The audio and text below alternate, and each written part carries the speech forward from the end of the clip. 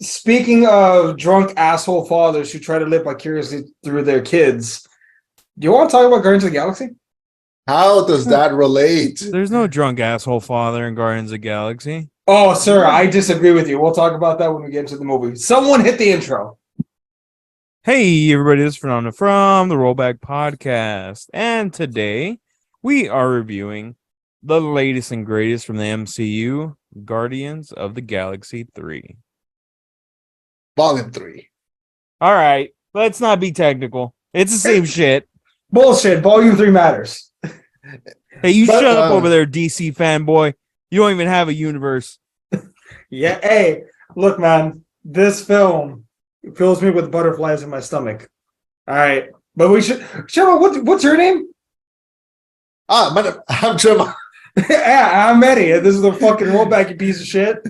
Fucking going into going into business for yourself, you motherfucker. You goddamn Adam Page wannabe. Chema, you don't get the wrestling reference. I'm sorry. But yeah, Guardians of the Galaxy. Wasn't Paige the girl from the movie? Adam Page? No, he said Adam Page. Oh, wasn't Paige the girl from Fighting with My Family? Yeah. Adam Page is a wrestler. And those numerous leaked videos. Oh, God. They referenced it once on... Dude, they referenced it once on, like, live television. They made a rap I about remember. it. God, that blew my fucking mind. Wait, so Guardians of the Galaxy. Chema, what's the synopsis? Guardians of the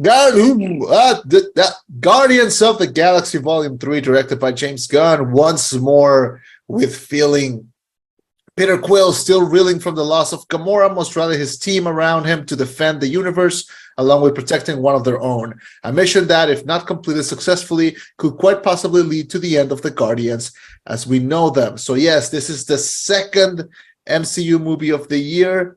The last Guardians of the Galaxy movie, possibly, definitely the last one directed by James Gunn, and maybe our goodbyes to some of these characters. So, Guardians of the Galaxy Volume 3, I got to see it with Eddie last Thursday, and it was not a single dry eye in that screening. I'll tell you that.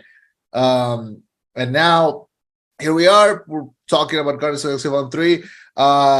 I don't like the phrase return to form, because the MCU was not broken. Maybe just hadn't had the hits as they should have had for like a little bit.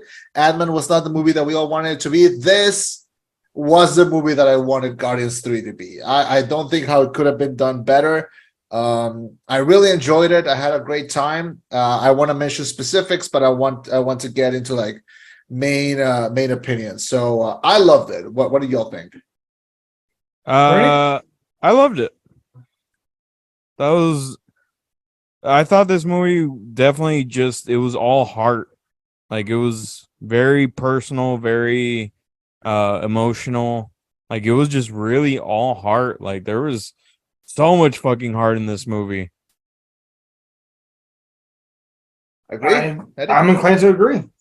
This movie, fuck, man. Like, is this the best trilogy in the MCU? I think this is a solid trilogy in general. Like, I'm not just talking the MCU. I'm talking like, what's some major trilogies that like are hailed besides the Dark Knight? Like, I don't want to keep going on comic books. Lord of the Rings. Lord of the Rings trilogy. Back to the Future. Back to the Future trilogy. I think this is a trilogy that genuinely not just a great superhero film, but a great movie in general. Outstanding writing, outstanding direction, outstanding views, outstanding acting, everything in this film worked. Legit, I can't remember the last time I actually cried at a movie. I don't remember the last time that happened, but it happened with this one. No, not even Harry. Nah, I don't remember the last time I cried at a film, but this movie got me. But we'll get there in a minute. But the movie, it kicked off. We're at the new Guardians of the Galaxy we're at the new Guardians headquarters on Nowhere. They're kind of building a society, a city, if you will, when they're just straight up ambushed by Adam Warlock. Bear in mind, Peter Quill's drunk. Like, he is completely wasted, still distraught. Adam Warlock appears, injures Rocket, and everything goes to pot. Nebula manages to injure him, and he runs, but then we kind of get the gears going for the plot of the film. So Mhm. what y'all think of the very beginning? I thought it was a great idea to open up with Radiohead's Creep. I forgot about the whole Zune thing from Guardians of the Galaxy 2. So when I was watching, I was like, is that a fucking Zune? Yeah, I was gonna mention the same thing about how we start with that song, not only because it's a fitting song to what is happening, but also because the movies move, like they change, they evolve. It's not just 80s music anymore, and we're having like more modern music, especially 90s. Radiohead kind of ruled the 90s, so it kind of made sense Yeah. to have that one enter there. What something that I got, it wasn't mentioned in the movie, but something that I got like that was being transmitted or like being shared just by showing it is that Rocket has the Soon. And when Quill kind of takes it back, he goes like, "Why are you always stealing like my Soon? Like it's mine. Don't touch it." It kind of like took me back to Rocket was the only Rocket and Nebula, I guess, but like Rocket was the only of the Guardians that like survived the blip, Yeah. and he probably bonded with Quill by listening to this Soon very often. Yeah, he was probably So- listening to it because he missed them. Yeah. So he probably like taking it again. Like he's probably still not you know, 100% like other back, you know. Like he probably hasn't hit as well. So grabbing that still feels like normal. Like have you seen those videos of those astronauts that like return to Earth and then they have like a pen in their hands and they kind of drop it because they think it's gonna keep floating and then they just see it drop and then they go like, ah, shit. It's kind of like that. Yeah, like he bonded with, because when they start mentioning the movie like, oh, like he's my best friend, like I'm not gonna let Rock as my best friend, and I think like, when did that happen? Oh yeah, possibly because there was a lot of bonding that they did without even trying. So I like that. I like how visually the movie's telling us how united they are, because the first two Guardians take place in the span of a couple of weeks. And then from the last one to this one, how long has it been? Like 7-10 years?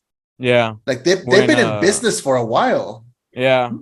Well, are Then- we including the blip, or what are we including exactly? How long was the blip? 5 years? 5 years. Yeah. So Rocket and Nebula got pretty close during that time. They were the only two survivors. Oh wait, did Groot survive the blip? No, he No, didn't. No. he did not. No, he didn't. Mhm. So no, yeah, Rocket and Nebula got close. They had time to grieve, and they didn't know if they were going to see them again. Like, Who yeah, built keep the in mind. nano arm for Nebula? Was it Rocket or was it Tony? I gotta assume it was Rocket. If we all remember the Guardians of the Galaxy holiday special, that's Bucky's arm that they stole from Earth to give it to her as. Wow. Remember Well, I that? didn't see it, but well, Oh. at least now I know.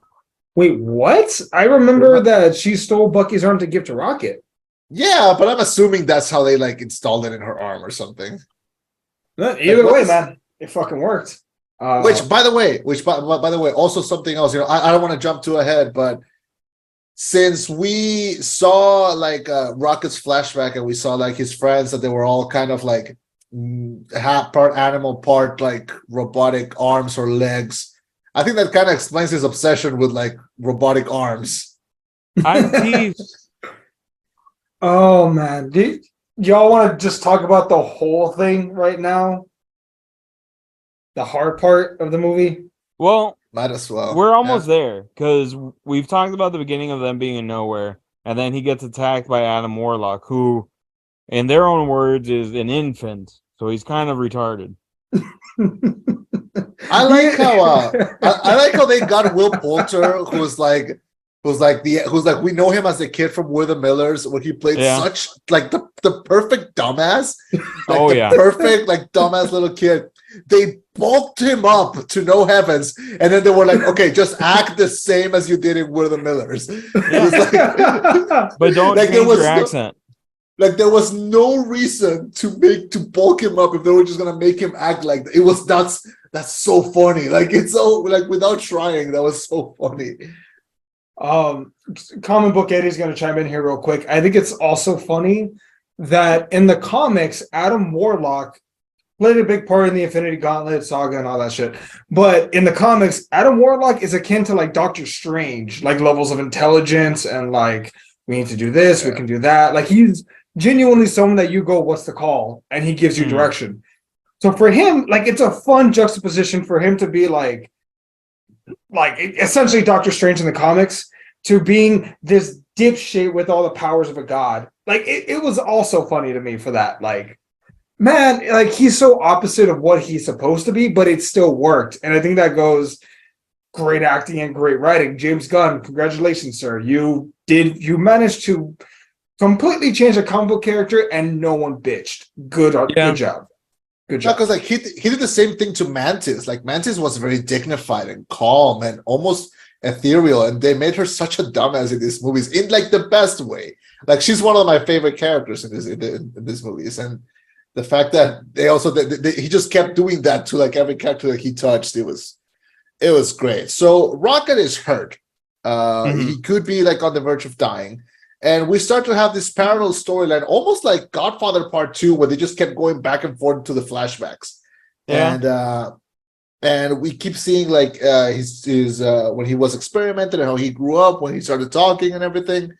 And it was great, but then there was like a point like in the middle of the movie where I turned to Eddie and I went, what if he's dying and he's just like watching his whole life in front, like just repeat itself like that? Like it would kind of make sense of why we're going through all this. I came into this movie completely ready to watch Rocket like kick it. Like I was ready. Maybe like physically, but not emotionally ready. I'm kind of glad he didn't, but like I was ready because like the marketing was just leading me to believe that that's what was going to happen. Man, I was not really expecting, because I mean, the synopsis kind of lies to you. It says that this is Peter having to do something, but I mean, yeah, Peter does something, but this is really just centered around Rocket. Yeah, this is Rocket's story. Then I'm not complaining about it. Rocket's story is probably one of the most heart-wrenching like origin stories. Like, I mean, just like what happens in this movie, which we'll probably talk about later, but like what happens to make him who he is, like, I mean, it's just absolutely fucking bonkers. There's a line that got brought back up, and I forgot it, but now I remember. There's a scene in the first Guardians movie where he yells, "I didn't ask to be born. I didn't ask to be torn apart and put back together over and over and over again." Oh, when he's drunk. Yeah, and it's just it. At the time, it was a throwaway line, almost like, you know, like, oh yeah, they're talking about his origin story, cool, but they show his origin, and I can speak for myself when I say this. I won't speak for anyone else. I'll speak for myself. I have a habit of imprinting when I go watch movies. When I say that, I mean as in like I try to see either myself or a loved one in the characters to get more emotionally invested. I have two little bastards that I love, Ace and Biscuit, my dogs. Crimes against humanity. As Ferny says. Now, the thing is, when I see Rocket... Crimes against humanity. What are the mixes again? Labrador Chihuahua and Boxer Chihuahua. Oh yeah, they really defy a lot of things. So I would say that. Yeah. But I love those little bastards to death. I'd kill for them in a heartbeat. Now, when I see Rocket, especially when Rocket was a little tiny little raccoon, he reminded me of Biscuit a little bit, like with his little face or whatnot. I know different species, but fucking nonetheless. So it fucking hurt watching him be experimented on.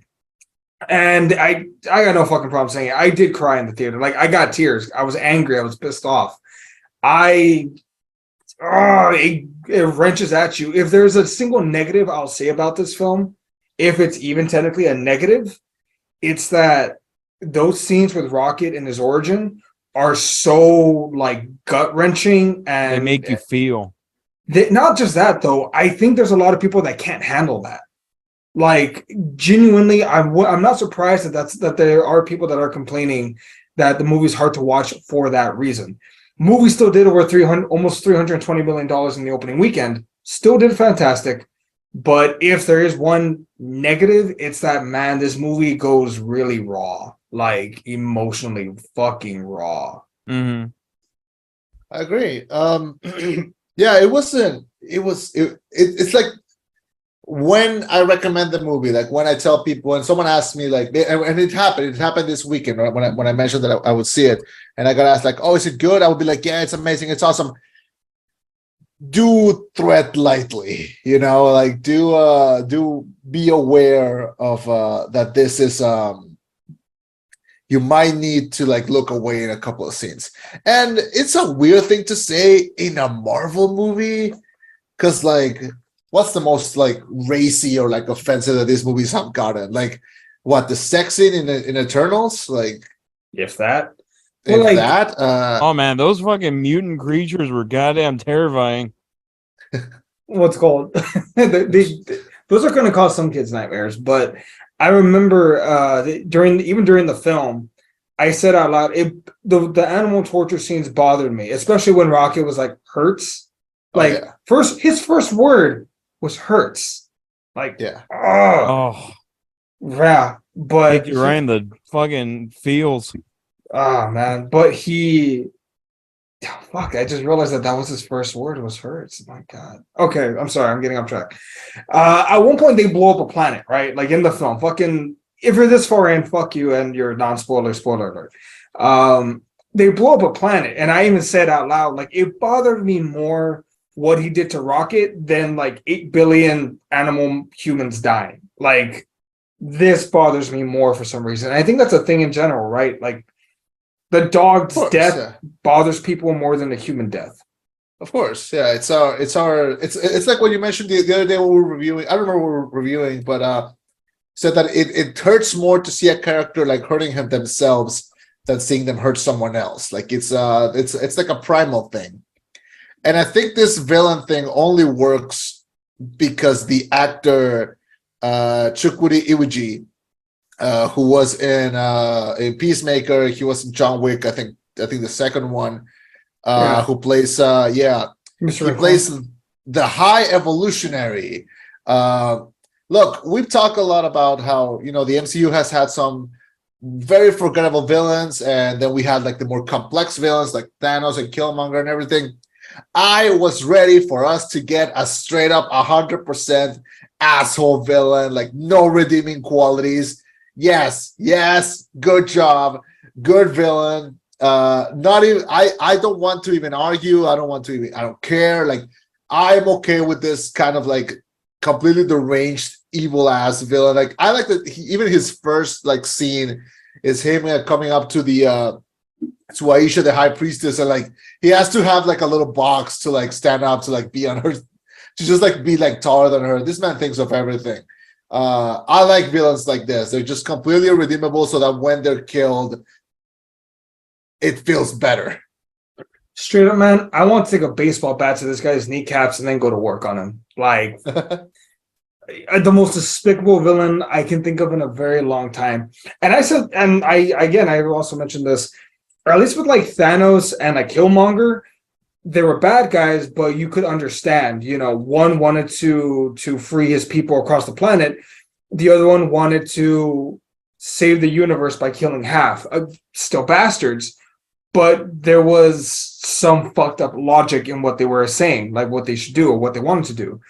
Yeah. There's nothing good about this guy. This is one part where I was going for. He's a drunken father. He's a narcissistic bastard. He's a monster because look at what he does to all his creations, not just the high priestess, but everyone, talking down, tearing them, undressing them, like just destroying them verbally and intimidating.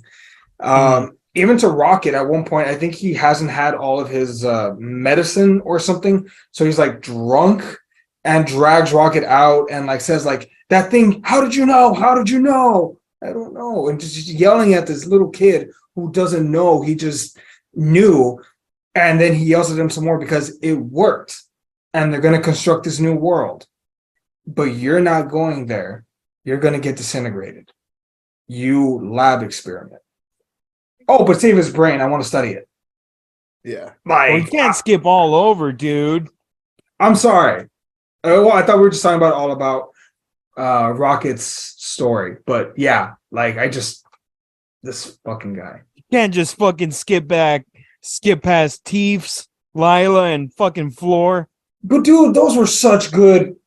God, what's she side say? characters. Yes. What's it say? What's she say though? It's nice to have friends. Yeah. Although the second that she said that, when she said that the second time, I was like, "Oh, they're gonna die! Like they're so." Well, we don't die. see them anymore. He's Yeah. never mentioned them, so I'm just like, this is gonna hurt. Yeah, It did though, man. It really I fucking sure- did. I sure hope you bulletproof because this ship out there. Like I heard that in my ear like the second that began. I was like, "Oh God!" Remember when Groot was the cutest thing in this series? Jesus Christ! Um, it was great. Like those flashbacks, even of them just bonding and coming up with their own names and making all these plans of what they're gonna do after they get out of there. Like, oh God, it was like watching Rogue One. Like you just knew that it was just doomed from the start, and it was so sad. They played tag. These poor fucking children played tag in a cage. Yep. Yep. Oh, dude, man. And fine, I won't jump forward anymore. We won't finish that part of Rocket's story yet. So we jump back to the present. Alternative Gamora has joined the Ravengers, and they agreed to help the Guardians go to this place that may have the code to save Rocket. So we get not a reverse heist, I think, sort of. Kind of. Sorta, yeah. Yeah. What y'all think of that like set piece? Because it was a pretty long part of the movie. It was kind of disgusting. Like this flesh covered planet with like it was. I mean, it was very well done, but it was. I don't know. I knew that I could feel like everything like they touched. I love Nathan Fillion. Like I love that he showed up. He like cameoed in the past two, but they never gave him like a full role. So it's cool to see him like show up and like do his thing. I like how he had that recurring joke of like yeah, I know what it's like to have a useless partner, and then he just like he wouldn't even like hide it. He would just be like, yeah, I'm talking about you, just like. Yeah, he was great. It was a great sequence. You know, we had that. We had the girl from the Suicide Squad. What was her name? The rat catcher. Was she in it? I remember. No. I remember James Gunn's wife was in this. The pink skinned girl that the Quill tries to like convince to help them. That was Ratcatcher? That's Ratcatcher, yeah. Did not see it. I mean, maybe it's because she was pink, but still, I didn't see it. Yeah, it's her. It was a good sequence. I like how they crashed the ship into the place, and I like anytime that they let Mantis and Drax just be together. It's always a good time. So they have some pretty cool scenes too. Like when they're walking in and she touches like the security guard and goes like, "You're now in love with him." And then Drax is like, "Why do you?" Fucking hilarious. And Drax is like, "Why do you always do this?" Time. Yeah. Oh, I remember. Nah, that whole sequence was fun as fuck, man. What y'all think of Gamora just straight up telling Peter "fuck off"? Nothing we mean, haven't seen before. It's just like it's hard to force them together when she's not the real Gamora. But does he know that? No, but I know he does. But like, you know what I'm saying? Like he can't separate it. Yeah, for him it sucks. But you know, I think like seeing him. Well, I mean, I'm gonna do something that I just bitched at you for doing. But you see him say like, "I have to be able to swim on my own." Yeah. Like he can't just keep relying on people. Like no matter, and that's what I think hurts the most. Like when we get to that part at the very end, like I think that's what hurts the most is because it's just like you've grown with these characters and now you have to see them, you know, go on their own way. Yeah. They do not end the way I was expecting. But okay, so they get out. They can't retrieve the code for Rocket's brain. They end up having to go to some other place. I can't find where it's called. Hey, Counter Earth. Counter. Thank you. Yeah. But sidetrack, is the fat scientist, is that Spider-Man's best friend? No, I thought the No. same fucking thing. I looked it up. He looks fucking like him. Yeah, I looked it up, but no, not him. His name is Nico Santos. Oh. Fuck, he looked exactly like him. I thought it was him. Dude, same. Yeah, look. He looks like he could be his dad. But anyway, go on. Yeah, so they're there. I forgot to mention, completely came in and out of the movie, but Sylvester Stallone returns from his role in the second movie. Oh yeah. He's still with the Ravagers, and I completely forgot that he was in there. And yeah, so he's the one who like helps bring back kind of unite Gamora and the Guardians again. Which, by the way, I forgot to mention the scene before they get to the first planet where they're in the like colorful suits. I forgot to mention, really funny scene when Star-Lord is trying to talk to Gamora via like the suits, and they can all hear her, can all hear him, and it's like, no, it's like these buttons, like this for this, this for this, for that. Like he explains them, and it's like, how could I possibly know which one is for which? And Drax and Mantis, who share like one brain cell, just go like, it's pretty intuitive. Like it's pretty easy to assume. Oh god, great scene. I just wanted to mention like that one scene. Really, really funny. What's it called? Yeah. They go to Counter Earth, and then we start to get the second half of Rocket's backstory. The tragic end. I don't know if anyone else wants to dive into it. I mean, okay, so Rocket is told that, you know, you're not coming to the new Earth, to the new world.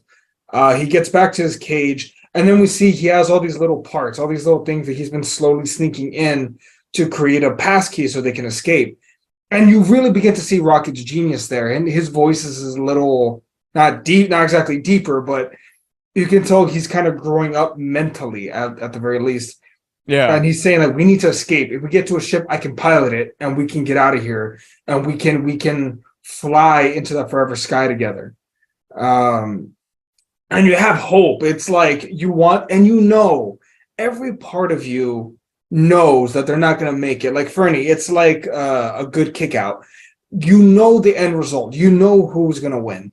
But some part of you just wishes, hopes that you're wrong. And maybe they do. Fucking maybe this time they do. Rocket manages to open the door, and he's encouraging them to come out with him. But then we get a son of a bitch. High Evolutionary shows up saying, I knew you'd pull something like this. Get back in your cage. I hated the High Evolutionary. Oh, man. So, in that scene, I'll just piggyback what you were saying. Yes, the High Evolutionary catches him, and I'm a little fuzzy. What does he start doing? Is he start hitting him, or does he start shooting at him? So they take away their guns, and then that's when like Groot like kind of like Autobots rolls out and like pulls like all the guns from inside of his body, and that's when we got like that cool sequence when he starts just shooting everywhere. Oh no, I was talking about the scene where the High Evolutionary catches Rocket trying to escape with his. So he lets Lila escape, and he lets Lila escape. They hug, that one scene where they like hug in the trailer, and then that's when he shoots them and ends up shooting the other two. And she even, her dying words are, I can see it, the sky.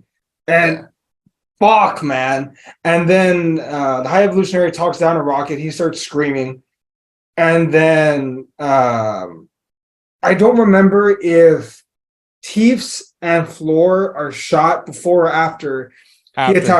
After he attacks the High Evolutionary? Yeah. He attacks him.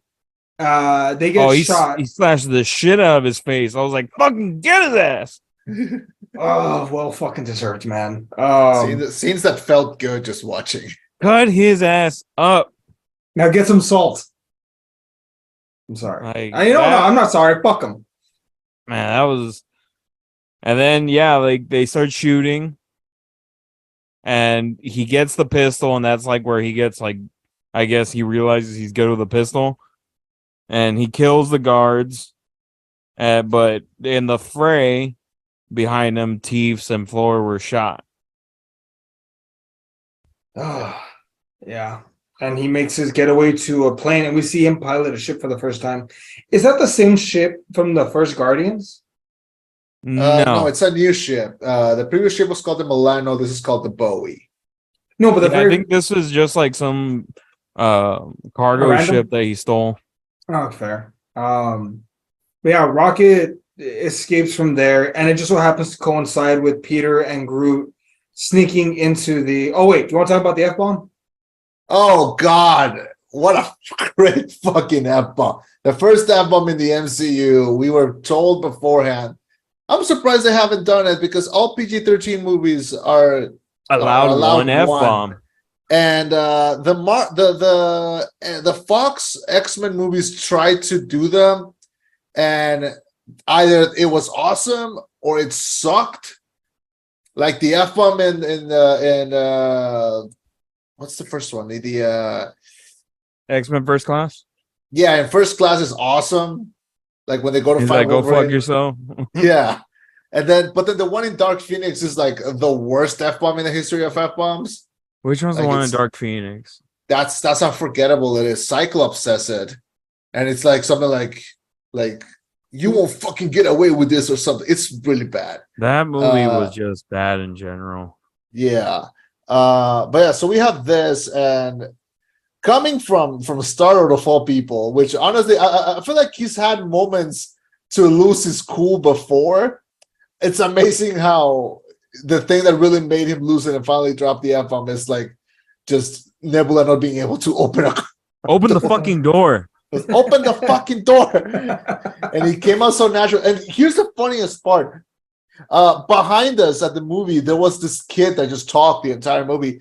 And there's a scene earlier when like Star-Lord says something like there's no way in hell they're gonna get away with this. And the kid behind us I heard him say to his mom, just like, he said a bad word. Shut up. I heard that and I went like, oh, We're gonna I hear know some an more F-bomb. bad words. I know an F-bomb is coming. I cannot imagine what's gonna happen. And then it happened and he was glorious. Just like, it's like, open the fucking door. You start freaking out. Oh my god, dude! There was some little kid in the same aisle as us, just down the road. Oh my god, dude! I saw this movie with a student of mine. What? Yeah, me and Darian went to go see the movie, and we get popcorn, and out of nowhere, two of my students walk into the movies, and there's two of them because they're sisters. Yeah, a younger and an older one, 5th and 2nd grader. And I turned to Jerry, I'm like, those are two of my students. And we're like, okay, whatever. Like, they're going to probably go see another movie. This is the last time we're going to see them. We go to our seats. I go to get napkins, and there they are checking their tickets at the same side that we're going, or that we were at. And I'm like, what are the fucking chances that they go to our theater? And then what are the chances that they sit right next to us?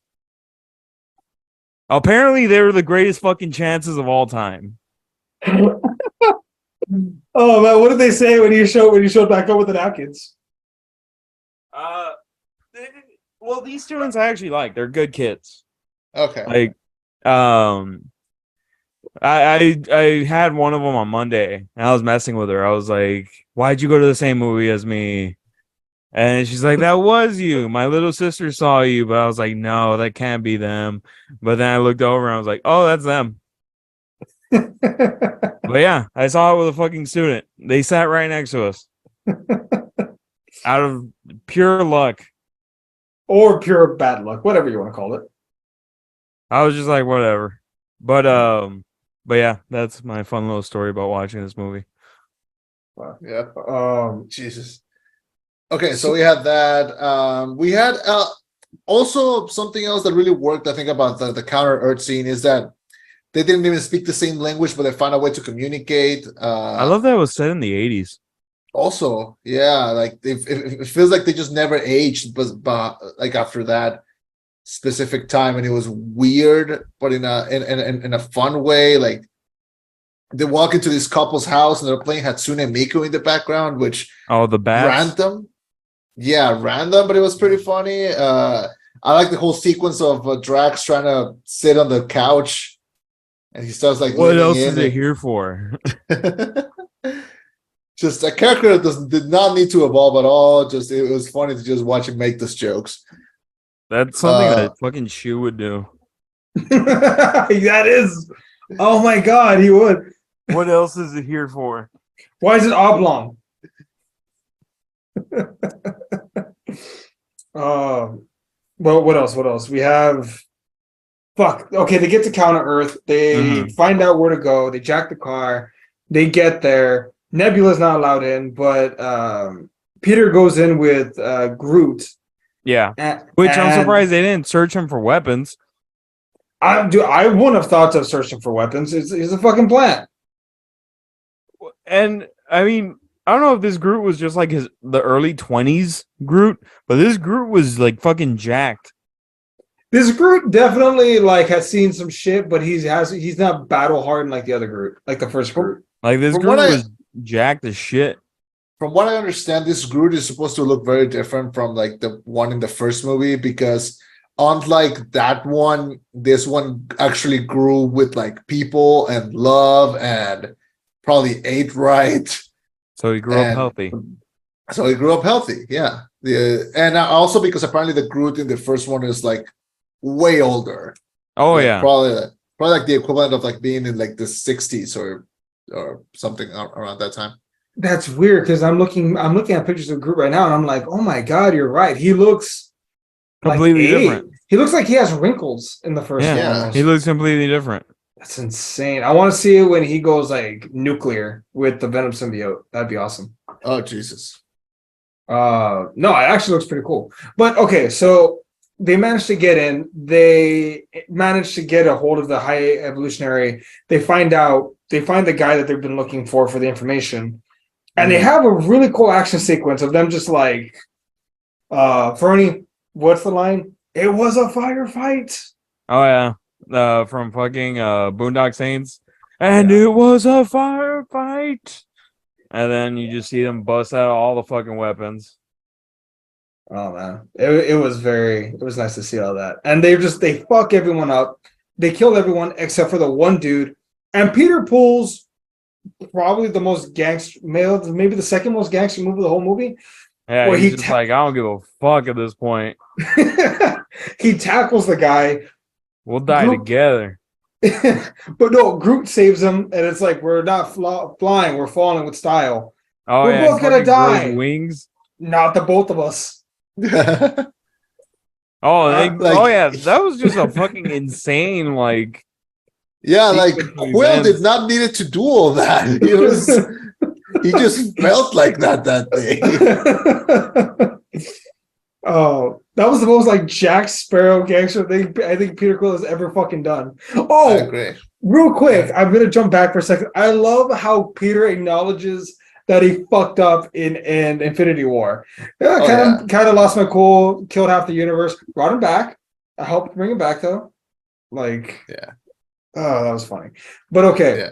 Peter, they destroy this guy, get the code. They go and they try to resurrect Rocket, and he flatlines. Like, they're not getting the code in time.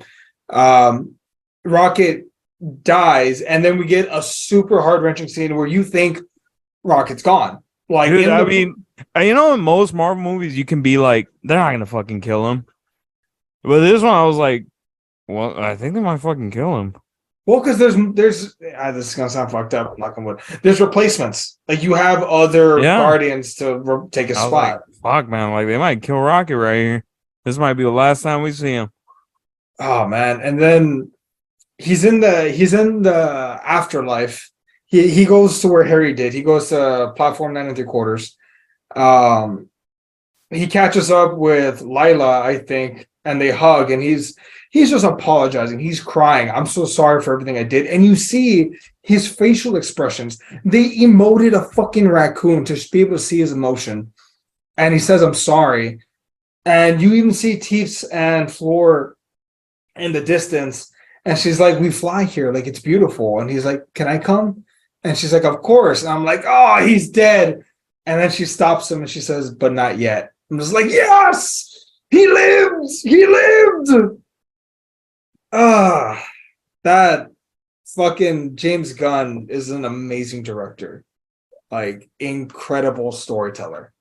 Amazing how he can balance very original stuff and also like the comedy and also the emotional stuff. It just kept working and it just kept escalating just over and over. And I like how kind of every character gets like a scene like that. And when we get to see a Rocket come back and all the characters are reunited once again, I want to jump straight into this. We get possibly one of the coolest like fight scenes like ever. Like that slow-mo scene where they're fighting and they're playing Beastie Boys in the background. And where they teach Gamora what family is. Yeah, that one specifically. Because that whole scene is just like Gamora the entire time is like, we need to go, and they're like, fuck no, like you fucked with one of us, we're gonna fucking kill him. I love that mentality of like, nah, he's gotta die. Yeah. And that whole album, if you've never heard that initial Beastie Boys album, that whole album is a fucking banger. Like, I mean, I'm pretty content with them choosing No Sleep Till Brooklyn, but I feel like there's probably another song that could chose, like The New Style. New Style is just a fucking hit in that album. Yeah. But No Sleep Till Brooklyn was definitely a good fucking choice. Yeah. Look, honestly, like Beastie Boys are like perfect movie music. Like they use this same song in the Mario movie and it hit like exactly the same. So it's great. Hell, the new The Marvels movie trailer is also scored to like another Beastie Boys song. And yeah, nothing to complain here. And you know what? To his credit, it wasn't Sabotage. I'd say that's probably the most used Beastie Boys song. I feel like since they used that in the last Star Trek movie, I feel like they can't reuse that anymore. Like they would to be like, fair, it out. I think Star Trek Beyond used it the best. I loved how they used it in there. I agree. It made that movie really stand out. But this one, great use of that movie, of that song. That whole sequence was incredible. I can't wait. That's the scene that I'm most looking forward to rewatching, honestly. Do you guys think it's up there? People have compared it to maybe the best MCU fight scene. I think it's up there. I don't know if it's number one, but it's fucking up there. Best, it's up there. No. For me, it's up there. For me, my personal like favorite scene, like fight scene is, I mean, Cap, Thor, and Iron Man taking on Thanos. Okay. Because I mean, it's just that moment culminating after 10 fucking years. Like, it's just like, I mean, that was the payoff. But it's definitely up there. I think for me, it's still Cap and Bucky versus Iron Man. That's a good one. To me. I'd say that's top 3. Chema? Especially because it has all the emotion behind it. Yeah. Well, you also get that scene of like the blasters with the shield. Like, come on. And then just do you remember them? I remember them all. Yeah. I was like, whoo, right in the fucking feels. Chema? Jesus. Oh God, I cannot choose one. Fuck. Anyone that stands out. Can I include like the Daredevil hallway fight scenes? Those are brutal. Punisher the prison scene from from the Daredevil Punisher season 2. Yeah. Punisher's prison scene from Daredevil season 2. That was fucking amazing. Oh God, no, it's hard to choose one. I would have to think about it and then choose one. But no, this was great. So we have that scene. Then they get out. They're evacuating the kids. Yeah, they're evacuating the kids, which I wanna point something out. I think between this and the last Thor movie also ended with like a bunch of kids also like escaping. Like, is that like am I reading too much into this, or is this like the way of like the movie's just telling us like, hey, at the end of the day, it's all about the kids? Like, or am I just looking like too deep into it? Because I feel like it's weird that it happened twice already. You want to know the real response? I mean, why would you give me a fake one? What's the real response? From what I Weird understand, that you're saying the real response. so from what I understand, there were a lot of redos with Iron Man, not Iron Man, I'm sorry, Ant-Man and Quantumania. One of the big things was that the whole Scott Lang and Casey Lang divide was going to be not just for a part of the movie, but the entire film. They were going to be butting heads on whether they should interfere or not. And the theme was supposed to be like older generation versus newer generation. The initial ending of the film believed is that Scott and Hope are going to be stuck in the quantum realm. And you know the scene where they open the thing and Cassie like gets him back? That was supposed to be an end credit scene with her opening the realm, but she was going to need help. And who was going to help her but the other young Avengers? Like that's who she was going to reach out. Like, I need help with saving my dad. Whole thought being is that the new story for the new phases are the younger generation taking over after, Cap, Thor, and Iron Man are gone. Like that's the theme. Like you can see it. It's still present. Like Hawkeye's replacement, Black Widow's replacement, Thor training Love and how to use the hammer and the Stormbreaker. That's just a theme that they wanted to portray throughout the entire like phases 4, 5, and 6. They just haven't been able to do it the way they wanted because of fucking COVID. It pushed everything back. But anyway, that said, they get the kids off. Rocket is running around and he sees the room where he was caged in.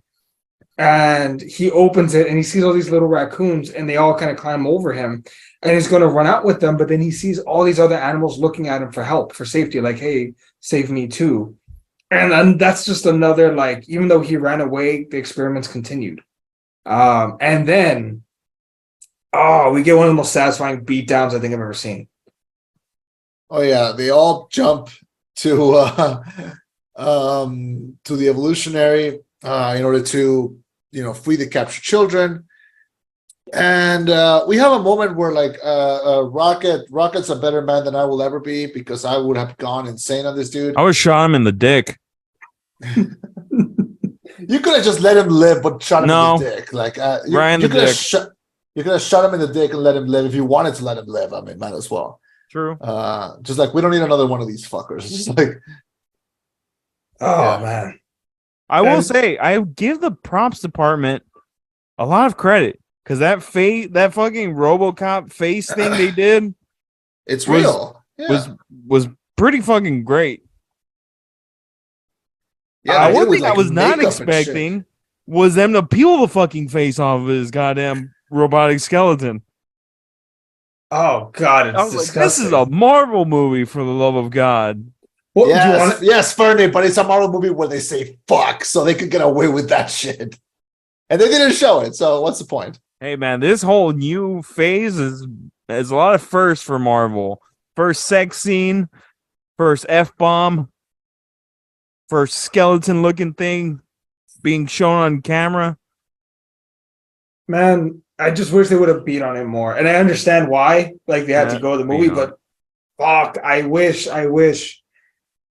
Luckily, I'm pretty sure he's dead. I'm 99% sure he's dead. Oh yeah, they're not bringing him back. Like, no. I hope not, because that would fuck. He deserved a more painful death, just so we're clear. But fine.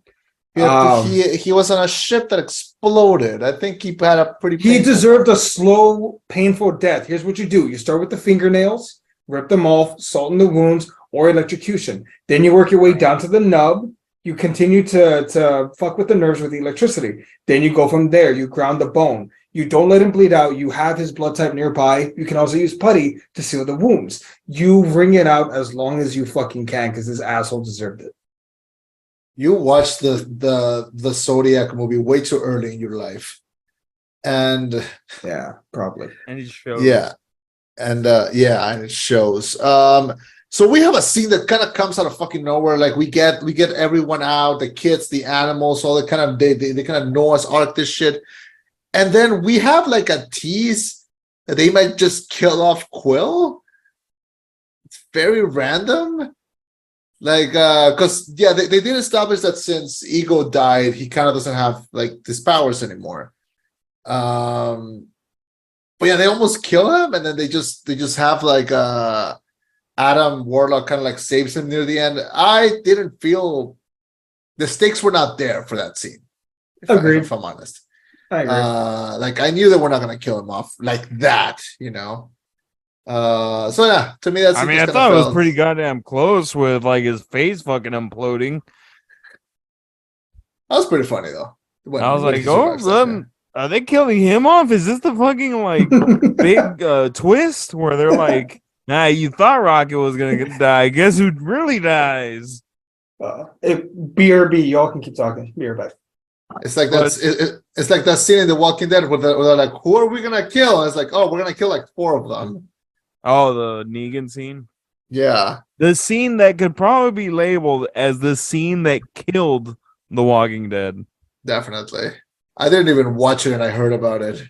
I saw that episode and then after that I was like, I'm kind of done with this show. And it's not even because I like Glenn that much. It was just like, there was just something about that scene that I was just like, I'm just done with this show. Yeah. Maybe that's how a lot of people season finales. I hated that shit. That's how a lot of people felt about the MCU right after Endgame. So yeah, did happen. Let me see here. So we have that scene. Quill survives after Adam Warlock is saved by Groot. Which, by the way, we didn't talk about how Adam Warlock had 2 big scenes. One, he gets like this little dog thingy that he just like he would go to war for. Oh yeah, the fucking fuzzy thing with like 6 legs. Yeah, I thought it was like the thing from. I thought it was similar to the thing from Shang-Chi, like the thing that didn't have a face, that it was just like a butt. Oh yeah. Kind of reminded me of that thing. And then also like they kill Aisha, like they kill the high priestess, and he has like a scene where like he wants to save her and he goes like mother, and just like mother. Yeah. Pretty interesting scenes like yeah, even Warlock, who by the way, this was all his fault. Like, and don't think that I don't remember. He caused all this. Yeah, we're supposed to feel bad for him because his mom died. Like, we didn't even get to meet his mom that that much, but okay. Will wanted to meet her. He wanted to meet her in the ways that mommy and daddy meet each other. Yeah. I don't think he ever did bang her. No, right? He just flirted with her. Actually, in front of Gamora also, which is a little odd. Oh yeah. Can I just say? Can I just say, like, I kind of miss like badass adventurer, heartbreak Quill. Like, I kind of miss. I mean, I guess he's gone through shit, but like, I kind of want to see that guy again. I understand why he's not there, but come on, why not? He's in touch with his feelings, Chema. Right? Are you saying men can't feel? I'm saying he can do both. And she could feel this dick. No. All right, whatever. Well, what did read in the room? Well, what did he say at one point? She was like, "I bet we had fun," and he's like, "You have no idea." Oh yeah. Oh, that's that. Oh no, he says you wouldn't believe it. Oh yeah. He's. That was just. He's a better man. He's a better man than me because like I rewatched like the first 2 Guardians in order to like have a better experience, and Zoe Saldana is like, God damn, like just I don't know if it's the green skin, but something really did it for me. I don't know why. Rewatch the first scene. Saldana has always been fine as shit. Yeah, but like rewatch the scene where they meet when she's like standing outside and like leaning against the wall, and like I think she's cutting up like a piece of fruit or something. Just rewatch that scene, and tell me that if you like bagged her and then like just killed her off, and then like she comes back, tell me that you don't want to like walk straight into the ocean. Like I don't know what you're talking about, Chema. It's the blue skin and Avatar for me. They That weren't not- gonna let. gets me all hot in the box. I I mean- respect neither of you now. No, for Jesus me, Christ. when I thought Zoe Saldana was just absolutely gorgeous was the Losers. Oh God, I forgot about that stupid movie. Hey, that movie, as stupid as it was actually pretty decent. It's decent, but it's like stupid. Like it's more stupid than It decent. had a great cast. There was a oh God, what was that scene? I remember like very little about that movie. I just remember even when I watched it as a like younger, I remember it was stupid. But then there was like one scene where like one of them goes like it's a I'm the jungle Black out MacGyver? there. Oh, No, like one goes like it's jungle out there, and then the other one goes like we are in the jungle. I hated it, but yeah, it was stupid, but it was I fun. love that movie. I love It's that one of my movie. guilty pleasures. It's probably one of the best DC movies that they ever did. Wasn't I Chris got- Evans in that movie? Yeah. Yep, Captain America. I just remember the part where he has the sniper. He's like, on the ground now. And the Mexican guy fucking snipes him. Yeah. Oh, Jesus. But Well, what'd you all think of the end scene? Well, of them going on their own separate paths. Like they all come together and Quill's like, I have to learn to swim on my own. I have family out there. Yeah, we have this ongoing thing happening throughout the movie because in the holiday special we learned that that Quill and Mantis are siblings, so they're half siblings. So they have like a unique relationship that I thought was going to be explored more. And the main thing that they do in this is that they have like Mantis constantly going to Quill and being like, you still have family back there. Like you still do, like you still have an opportunity to like go and meet them, and you're actively deciding not to. Yeah. And I understand. I figured that's what comes up at the end. He kind of loses Gamora, but he accepts it. So he's like, gonna have to restart over.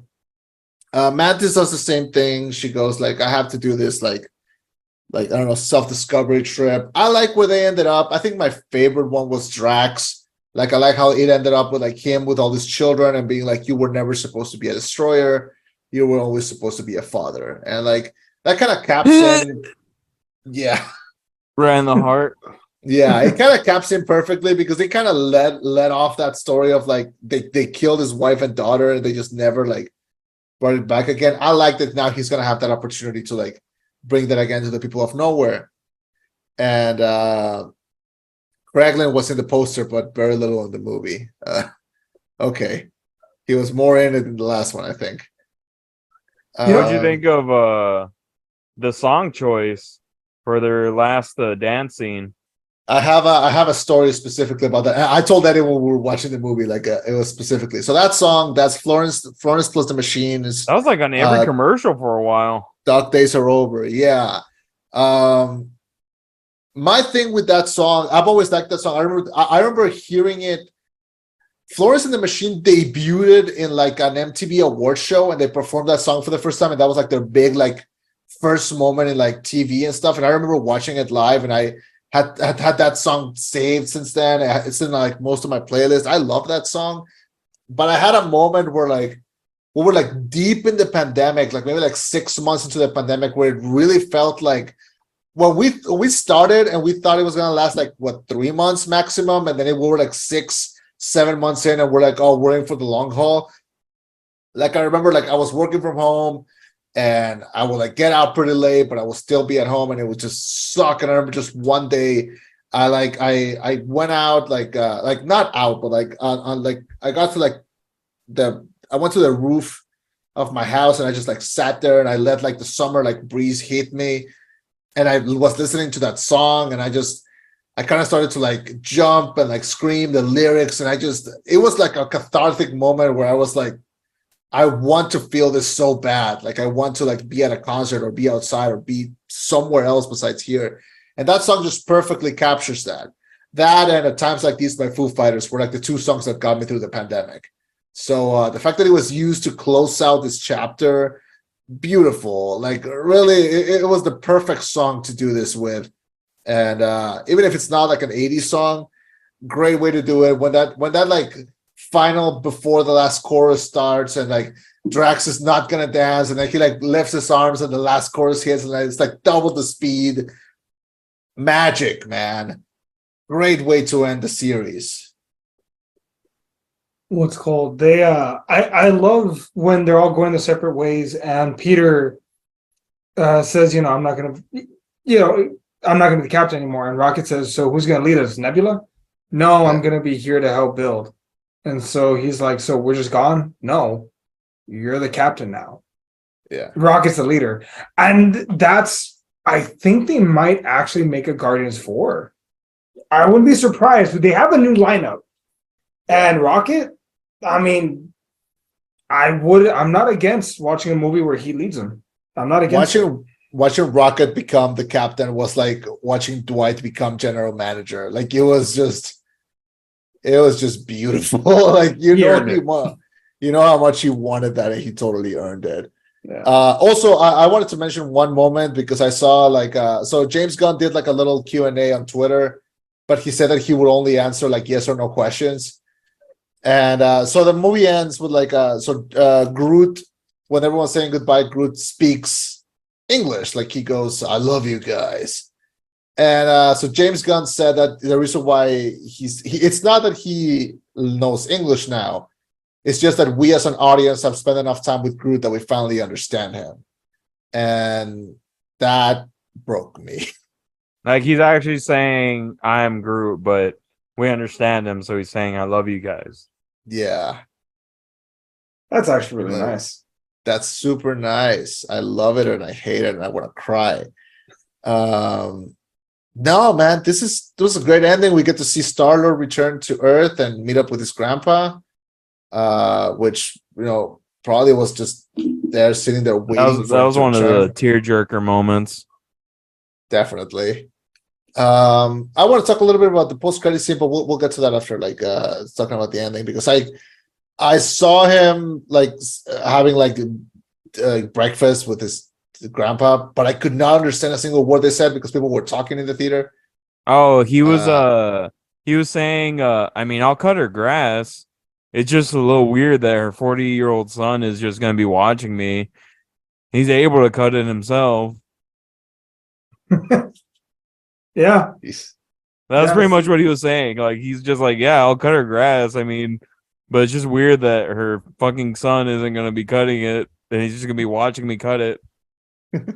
Like a fucking weirdo. But no, right.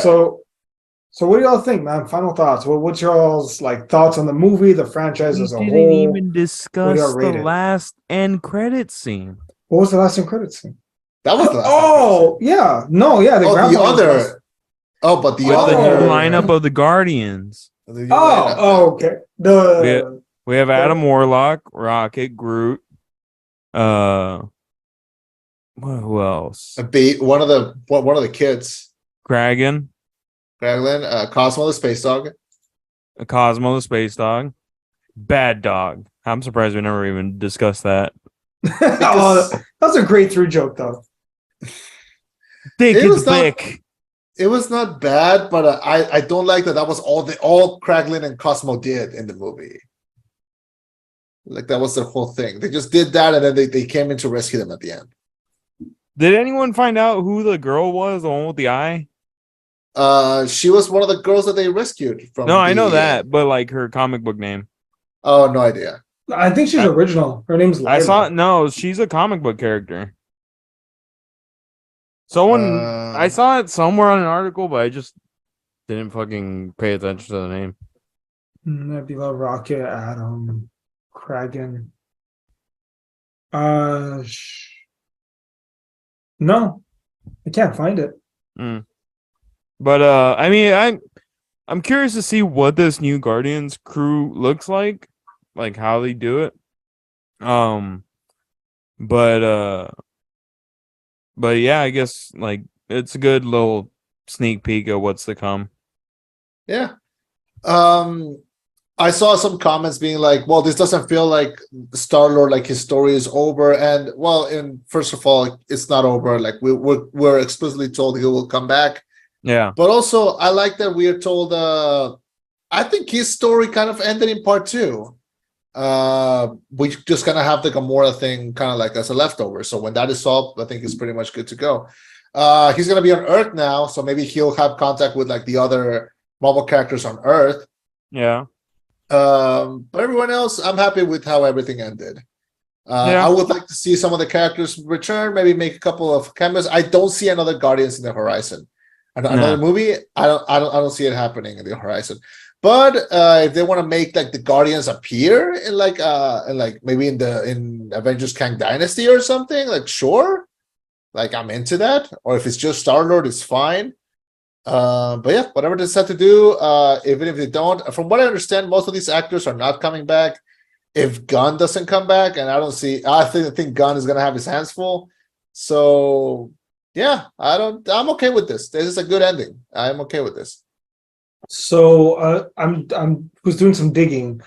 Apparently, Gunn was considering another sequence where he kind of dove into Rocket and Groot when they first met, pre-Guardians, but he ultimately decided against it because he felt like the story was enough of the story was told, if that makes sense.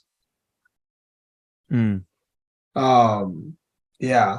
Also, we get like Super Groot at the very end in that other post-credit scene. Oh yeah. Yeah, I love that design. I don't like that he said I am Groot again, because like no, we're supposed to understand you now. Keep the mystique going. What if he just wanted to say I'm Groot? That is, geez, I am Groot.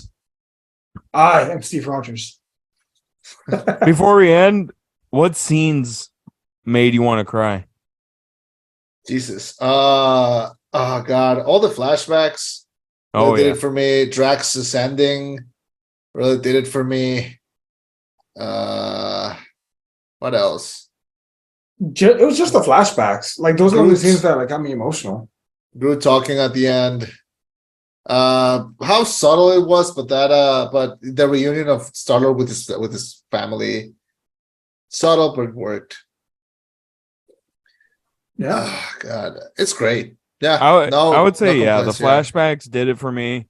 The grandpa scene did it for me because I mean, me and Eddie's grandpa, I mean, we're really close with, and he passed away. I mean, what we would give to be able to hug him one more time. Yeah.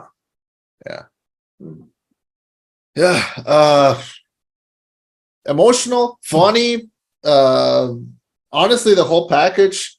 James Gunn leaves us satisfied. I think this is his goodbye as he goes and works on other projects, and this will last me. I will be happy with this for like a long time. So no complaints. I can't wait to just rewatch the whole trilogy again. It's gonna feel great when it's all on Disney Plus. I have a few qualms with the movie. Most of them feel like very small, but honestly, this is a 4.5 out of 5 for me. Close. At least you're not like Jeremy Johns, who has become an old man yelling at a screen. Old man yells at cloud. Which was Jeremy Johns? He's a YouTube critic. One of the most well-known ones. He used to be. I used to really like his movie reviews. Now I just feel like he really nitpicks a lot, and I'm kind of done after I saw him do blackface for a Blade review. I'm kind of done after that. I'm just like, I don't know. Yeah, he just became like an old dude yelling at the fucking sky. Yeah. Jeremy Johns. I can't. Oh. Yeah. Huh. Yeah, that guy. He didn't like this movie? No. Well, he liked it, but he makes a bunch of like nitpicky criticisms about it. I've gotten to the point where I will be direct with y'all. If I don't like a movie, I'm not feeling like talking about it. Like you mean like Black Adam, the best DC movie ever? And I respect your opinion, even if it's wrong. And plus, talk to me like that. Yeah. You're a big boy. You can defend yourself. Yeah. Call me fat. I said you're a big boy. You can defend yourself. Wow. That's insensitive. Well, indeed. I gave it a 4.5 out of 5. I enjoyed it immensely. I really want to see it again. I thought it was 3 hours. It's not. It's 2.5 hours. Yeah. and it packs the punch. It's good. It's exactly what I wanted Guardians 3 to be, and even then it surprised me. I'm gonna miss these guys, but I'm with you all in with the new. I think I remember being in the theater or after the theater maybe, and I told Chema after watching this, like I was like, I think we're in good hands. After watching this, yeah, we're in good hands. We're gonna be fine. DC is what I'm talking about. We're gonna be fine. Flip Yes. scene. Oh, we're actually getting rid of our movie division. We're only gonna do animated movies now. Fuck. I mean, those were never bad. So no Oh yeah, problem. it was always the best. But there's just something about that real life movie. I don't know why. Can't explain why. Trust me, I love those DC animated movies. I think they're probably some of the best animated movies ever made. But man, there is just something about like live action that I think gets you more immersed in it. Of course, I 'cause think it feels like you're right there, but it's our world. I don't would know. give We'll see. Guardians. I'd give it a 5 out of 5. I really enjoyed it. I thought it capped off the Guardians story like really well. I agree. Actually, I'm gonna say this A plus. Like it's up there. If I've given a lot of A's. I don't think I've ever given an A plus for that's rare. Why don't you give the D? No, thank you. It's too good for the D. How often is it that the third film in the trilogy might actually be the best of the trilogy? Return of the King. The Return of the King.